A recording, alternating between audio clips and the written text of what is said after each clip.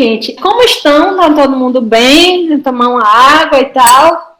Que a gente vai agora entrar na Idade Moderna, pode ser? Na verdade, se determina a Idade Moderna como fim da medieval, mas não confundir com o modernismo. Idade Moderna, a Era Moderna, ela vai começar com o fim do feudalismo, a transição do feudalismo para o capitalismo. Quando desenvolveu os burgos, dentro dos burgos eles vendiam, e esse comércio, inclusive por isso a palavra burguês, né? Burguês, na verdade, o nome burguês estava relacionado a você produzir seu próprio dinheiro e não trabalhar para alguém. Só rapidinho, na época do feudalismo, o rei tinha um filho mais velho que ia assumir as suas terras. O filho do meio mandava para o mosteiro, virava monge. E o outro, o pai dava uma quantia de dinheiro para ele se virar, caia no mundo, vai para a vida. Era exatamente o que ia começar um negócio próprio, que eram os burgueses, porque eles iam para lugares que ia ter comércio, e esse lugar começou a ser chamado de burgo. Isso é uma parte histórica que eu só estou falando para vocês entenderem como é que vai começar aí o capitalismo mais forte. Então, esse é um marco para começar a Era Moderna. Quando fala que descoberta do mundo e do homem, na verdade, é as possibilidades já de viagens além mar. Então, uma época que estava se desenvolvendo naves, barcos, navios, que pudessem atravessar aquele lugarzinho só que tinha ali a Europa. Então, vai começar as grandes navegações, Portugal vai se desenvolver bem porque está bem lá na ponta, e isso significa que eles vão perceber que o mundo não é Europa. Existe muito mais além daquilo. Europa e Ásia, né? Porque a Ásia também já era totalmente Ásia, Oriente Médio, aquele parte ali da África, a África setentrional, tudo era conhecido já. Agora as bandas de cá e lá embaixo na África subsaariana nada era conhecido. E essas viagens começam a possibilitar as pessoas a perceberem que o mundo era muito maior do que eles imaginavam. E que não existiam só eles enquanto pessoas. Existiam outras pessoas com outras culturas, com outros povos. Imagine, isso é uma descoberta de mundo. Com relação à descoberta de homem, é que quando você sai da Idade Média, em que todos os pensamentos eles são impostos, você não pensa, você só recebe aquele pensamento e vive aquilo. Aos poucos foram percebendo que eles tinham ideias próprias. Isso é a descoberta do próprio homem, né?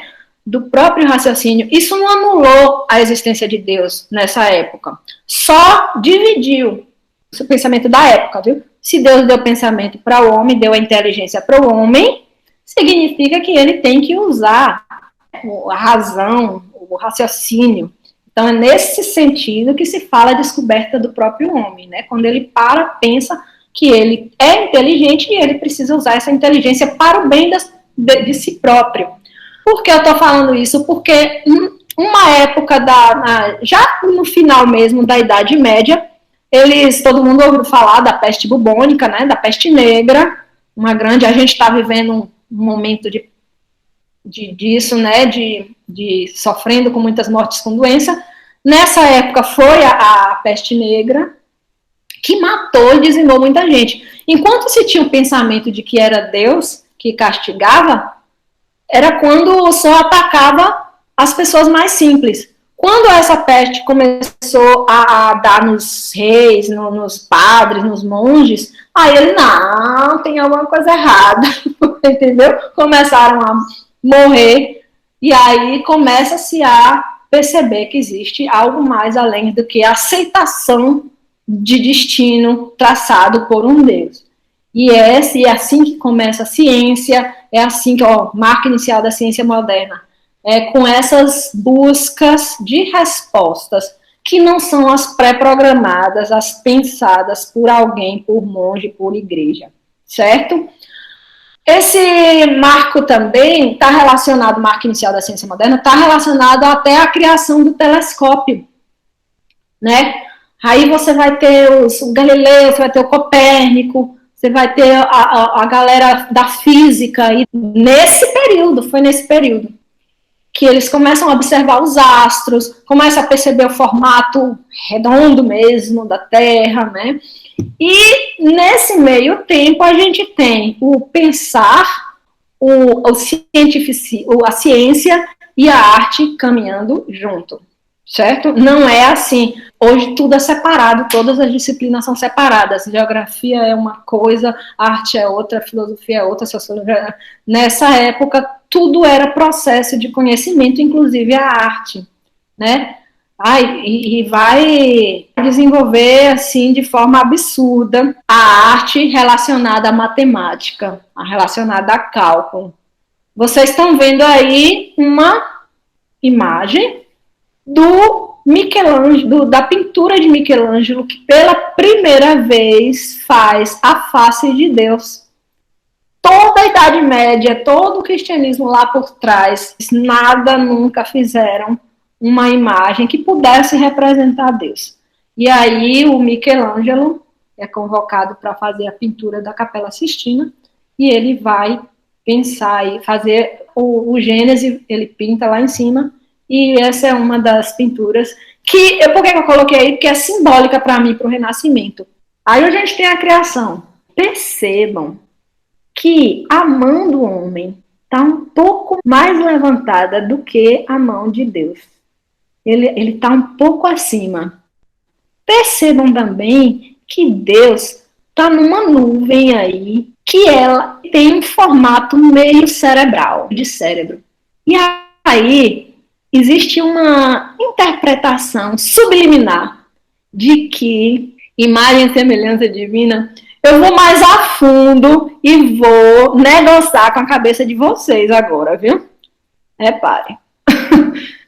A mão mais levantada do homem e Deus estando dentro de um aparentemente cérebro pode indicar que foi Deus que criou o homem ou foi o homem que criou Deus? É uma dúvida.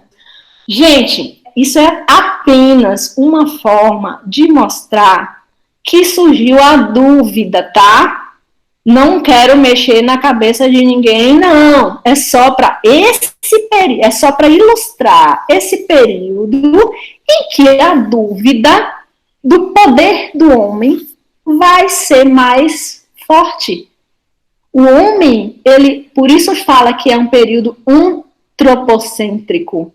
Ele começa a valorizar demais a ele mesmo, por conta de um período extremamente teocêntrico. O período extremamente teocêntrico, em que Deus era o comando de tudo, ele vai transitar para um período de quê? De dúvida. E não de que, não, é o homem. Não. Não há certeza. Mas há a dúvida que até hoje em dia se perpetua.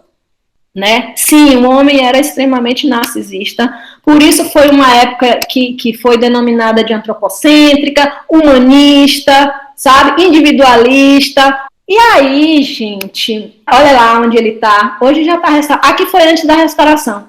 Hoje esse teto já está todo restaurado, né? A vista de cima, de baixo para cima. Michelangelo foi um dos grandes pintores, escultores, na verdade, renascentistas, tá? Bom, uma das pessoas que deu, assim, um início ao Renascimento foi o arquiteto Brunelleschi. Estou falando do Renascimento artístico, galera, porque o Renascimento ele foi um movimento de todas as áreas. Ele foi um movimento filosófico, foi um movimento sociológico, foi um movimento científico, foi um movimento literário, mas o movimento artístico, que é o foco meu, teve uma mudança aí, que foi a introdução da perspectiva. Que é a perspectiva? É o estudo calculado da produção do fundo. Lembra que Giotto fez? Mas ele fez de cabeça. No Renascimento, eles vão perceber que existem linhas que fazem com que você faça o fundo ou as coisas que estão ao seu redor com a perspectiva perfeita, com a ideia, a sensação de distanciamento perfeito. Uma pessoa que não tem estudo vai fazer a coisa só no sentimento, né? E não vai saber o que é a parte maior, a parte menor. Por quê? Porque na perspectiva, se você faz uma linha do horizonte e traça linhas, dá para você construir todo o seu cenário a partir dessas linhas. E foi esse cidadão aí, Brunelleschi, que percebeu isso só olhando para a construção dele e para a cidade. Quando ele viu que na construção dele, se fosse traçar uma linha para o horizonte, ele conseguia encaixar todas as outras coisas. Então, o Bruno foi um arquiteto, escultor, ele fez essa cúpula aqui. Até hoje, ninguém sabe como que isso foi construído, porque ele tem... É sério, gente. Procurem aí a cúpula de Brunelleschi da Santa Maria del Fiore. Ela foi feita com 2 paredes. E como que isso? Gigantesco, com 2 paredes, para não desabar todo em tijolinho, assim, sabe? Foi cálculo perfeito das estruturas. Você entra aqui nessa parte, eu estou mostrando com o dedo, como se vocês estivessem vendo. Você entra nessa parte onde tem essas aberturazinhas circulares aqui. Aí você entra aqui nessa parte, tem 2 paredes, uma de lá e uma de cá, eu vou mostrar.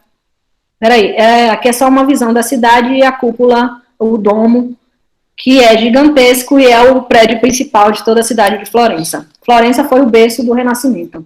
Olha aqui, ó, o camarada entrando, subindo a escadinha, isso aí é dentro dessa cúpula. Então, ela não é só uma parede, elas são 2 paredes em que você entra nela e vai até o topo. Então, essa foi uma construção que chamou muita atenção, a cúpula, no caso, e a própria construção dele, mais quadrada, mais geométrica, no caso, a própria construção da igreja mais geométrica. E outra coisa, como o homem passou a ser mais importante, no caso, não a relação lá com o céu, as estruturas, elas diminuíram, entende? Então, o gótico ficou para trás, porque as estruturas, elas se tornaram tiveram um parâmetro mais humano, né? Embora essa seja gigantesca, né? Por aqui dá para ver que é uma construção gigantesca, mas, no geral, elas começaram a reduzir de tamanho. Você vê que aqui do lado tem um castelinho medieval, ainda, né? Então, elas conjugam. Essa é uma foto contemporânea, foi em 2018, se eu não me engano, que foi. Enfim.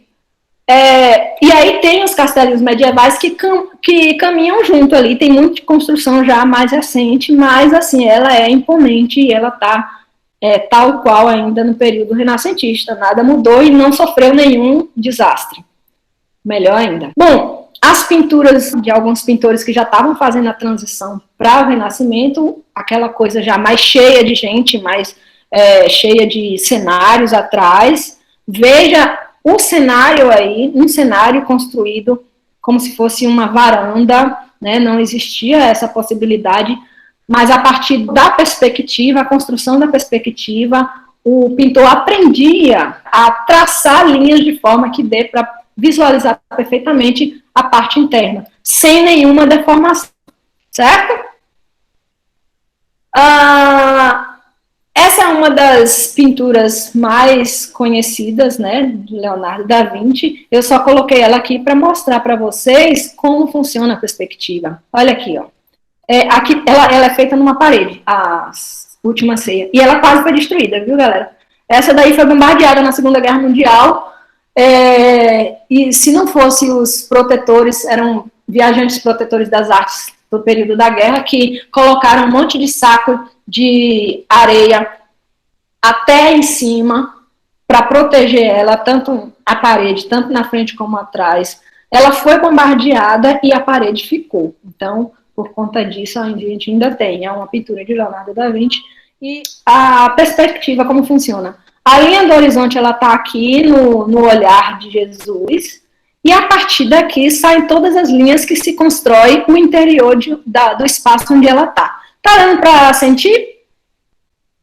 Essas linhas até fui eu que coloquei assim, ó, seguindo a parte da porta, seguindo o teto. Eu podia colocar, inclusive, outras relacionadas ao teto, né, ver que tem outras, que todas as linhas, elas partem daqui do olhar de Jesus, sendo ele o centro. Outra coisa, inserir as figuras no triângulo. Veja que o Jesus, se eu fosse colocar ele em uma forma geométrica, eu ia ter um triângulo aí nele. Então, isso tudo foi a ideia de que a matemática ia dar suporte para a pintura real, a pintura perfeita, a você chegar no retrato, né, das coisas reais, mais reais, do que até então existia. Não existia esse realismo. Na pintura não houve realismo em momento nenhum, a não ser nesse início aí. E graças muito à introdução da perspectiva enquanto questão geométrica e matemática e aos cânones. Cânones são regras. Essas regras, elas foram pensadas pelos gregos inicialmente, muito superficialmente, e os renascentistas foram lá nos gregos, pegaram isso e aprimoraram. Bom lembrar dos gregos, porque a Idade Média matou a maior parte das coisas gregas, que era um desenvolvimento filosófico, matemático, matou no sentido de guardou, né? Deixou ali guardadinha, porque podia despertar esse sentimento que os renascentistas tiveram, né? Esse sentimento mais antropocêntrico. E depois que foi despertado isso nesse tempo, no Renascimento, eles trouxeram muitas ideias gregas. E esses cânones, eles se estabeleceram na forma de desenhar. O que faz com que o artista, ele passa a não ser, é artista por talento. Não. Leonardo da Vinci disse, o artista, ele pode ser ensinado a ser artista. Qualquer um pode ser. São códigos que você ensina, assim como você ensina a escrever. Todo mundo escreve, porque um dia aprendeu. No caso, a pintura, o desenho também, todo mundo poderia aprender. Só alguém tinha que ensinar, né? E aí ele vai e escreve o primeiro livro, o Tratado da Pintura, trazendo já essas regrinhas, né? Inclusive, o desenho do rosto humano, ele é todo simétrico. Hoje, a gente tem um monte de rostinho padronizado por conta de uma harmonização facial, que desenha a sobrancelha, vai e faz enchimento e tal. Quer dizer, as pessoas já estão perdendo a individualidade delas, as características próprias, e estão ficando padronizadas. Esse padrão vai ser chamado os cânones, né? Os desenhos renascentistas, eles eram muito, assim, padronizados, iguaizinhos. Depois vocês vão começar a perceber. Cada artista desenvolvia o seu estilo de desenhar a pintura, mas todo mundo seguia regras que começaram a surgir e ser estabelecidas, né? Vocês estão vendo aí o retângulo áureo. Por acaso, já ouviram? A proporção áurea. Pois é, os renascentistas trouxeram essa ideia da proporção áurea, do triângulo perfeito, do retângulo perfeito, a partir de um número que, multiplicado, ele vai crescendo. Por quê? Por observação da natureza. Porque a natureza, se você observar um caracol, ele vai seguindo uma proporção certinha, até o infinito. Voltando à proporção. Os gregos, eles estabeleceram que para fazer uma pessoa, você precisa 7 cabeças. Se você quer desenhar uma pessoa, comece pela cabeça, porque você vai saber o tamanho dela colocando mais 6 cabeças para baixo, o tamanho de 6 cabeças para baixo. No caso dos renascentistas, eles vão pegar essa proporção de 7 cabeças e vão ampliar essa coisa de proporção e vão separar, por exemplo, o tronco são 3 cabeças, o braço são 3 cabeças, o braço esticado são 3 cabeças, ou seja, o corpo todo tem medida e é fácil você fazer de forma perfeita, basta aprender essas medidas. A medida é 0,618, a proporção, que vai ser o número φ, o código φ, né? Não é o pi, não, esse é o φ, porque é a sequência de Fibonacci, certo? Vocês vão ver na matemática essa sequência de Fibonacci, né? Que é toda uma estrutura construída todo um cálculo que insere o corpo humano ali. Então, veja aí que você tem um homem vitruviano, que foi feito também por Leonardo da Vinci. Ele foi o grande teórico do Renascimento, teórico artístico do Renascimento. E ele vai inserir uma pessoa com o braço aberto e com todo aberto e todo fechado, vai inserir no círculo, no triângulo, no retângulo, os áureos, e vai trazer os cálculos que faz com que você consiga desenhar perfeitamente um corpo humano, certo? Outra coisa importante no Renascimento, a mistura de tema. Na Idade Média você tem cristianismo como tema. No Renascimento começa a se utilizar como tema também a mitologia, que era proibida. Então aí você tem uma deusa, Vênus, nascimento da Vênus aí em cima de uma concha, e tem anjos. Então vai existir essa mistura de mitologia com religiosidade. Então, o Renascimento já é... Bom, o nome já diz, renascer é trazer de volta os clássicos greco-romanos, certo? Lembrem, Renascimento é renascer os ideais greco-romanos. Então, por isso, eles vão trazer também a mitologia para dentro do fazer artístico, que na Idade Média foi interceptado por conta do cristianismo, em que só podia fazer ou próprios temas cristãos ou as pessoas que estavam patrocinando, enfim, essas coisas, né? Vamos lá. Então, aqui, vocês conseguem visualizem, aliás, comigo, o triângulo, como essa pessoa está inserida no triângulo. Não está? Os romanos, sim, foi graças aos romanos que copiaram os gregos que sobreviveu muita coisa, porque senão a gente não ia ter. E foi essa grandiosidade do Império Romano que os renascentistas pensaram em trazer de volta, né? Os gregos e os romanos fizeram coisas grandiosas, depois deu uma paradinha aí com relação à parte artística, no período medieval, e no Renascimento eles vão o quê? Trazer de volta todo esse poder, né? De lado do Império Romano ainda. Tá, vocês estão conseguindo ver o triângulo? Assim, a figura, se você fosse tirar a figura e colocar numa figura geométrica, você vai ver que ela está inserida no triângulo. Isso era base. Como identificar uma pintura renascentista? Uma das coisas as figuras são inseridas em um triângulo, porque era a simetria perfeita. Certo? Outra coisa que faz com que você identifique, a paisagem atrás. A figura ela já não fica mais presa em nada, você tem uma paisagem geralmente. E essa paisagem ela não é uma cópia da realidade, essa paisagem vai ser uma paisagem imaginária do artista. Certo? Aí você tem uma Maria, uma Virgem Maria.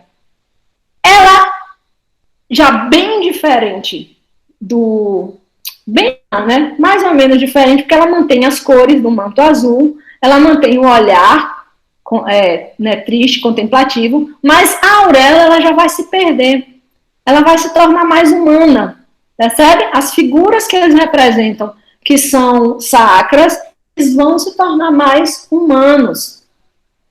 E com isso, a auréola, assim, no máximo, ela vai ganhar um fiozinho assim em volta da cabeça, mas de forma mais tridimensional, né? Esse é um exemplo de um nobre, também inserido no triângulo, também com um fundo. Por que eu coloquei ele? Porque, além das pinturas, vocês já tiveram aí a ideia de qual temática o Renascimento usa. Mitologia, cristianismo continua e as figuras de quem tinha dinheiro para pagar um artista para pintar eles mesmos.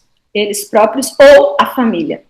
Então, eles eram apresentados da mesma forma, triângulo, paisagem atrás. Então, vocês sempre vão ver mais ou menos o mesmo formato, né? Essa é uma pintura diferente, que é do Rafael. Vocês viram que eu já falei o nome das tartarugas ninjas? Eu já falei Michelangelo. Já falei Leonardo. E agora eu estou falando Rafael.